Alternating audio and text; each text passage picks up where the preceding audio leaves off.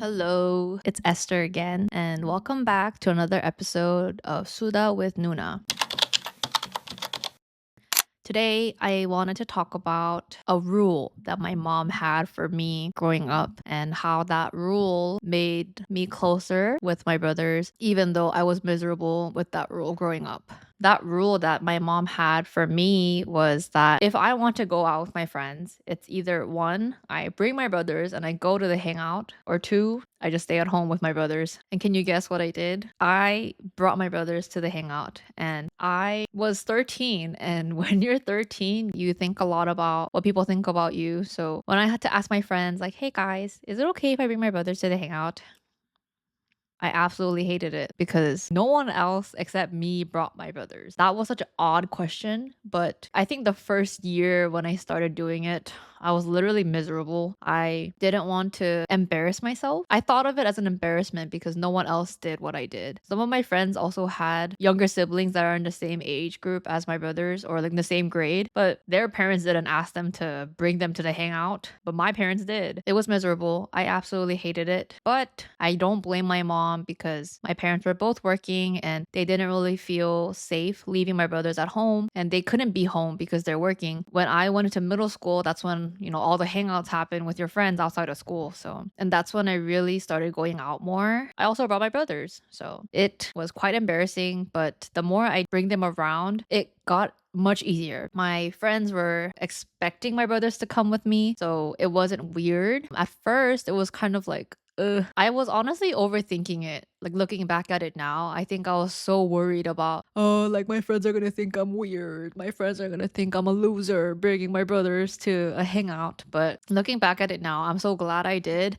And I'm so glad that my mom had that rule for us because the hangout became a shared memory with my friends, but also with my brothers. And I'm really grateful that my mom made that rule. Her rule brought my brothers and I closer. Another thing I was really grateful for was how my brothers weren't awkward. Like they learned how to communicate with people who aren't their friends. They were able to expand who they call friends. When you're in elementary, middle school, and high school, it's really hard for you to meet friends outside of your grade, in my opinion. You care so much about what other people think that you don't really expand your friend group. But when you go to college, that's when you're friends with everybody. If you're a freshman, you're friends with sophomores, juniors, seniors, and friends with alumni. It's a very wide range of age groups. My brothers were able to experience that early on by hanging out with my friends, and I'm very grateful that my brothers got to experience that because they weren't awkward or they weren't weird. But I noticed that when some kids or like some younger classmen try to talk to us when I'm an upperclassman, they were so like awkward and weird. But when it came to my brothers, it was easy peasy. They didn't think it was weird and they didn't think it was awkward. So I'm very grateful that they were able to learn how to communicate with other people, especially like older classmen or older people in their life. It was a skill that I didn't expect them to learn,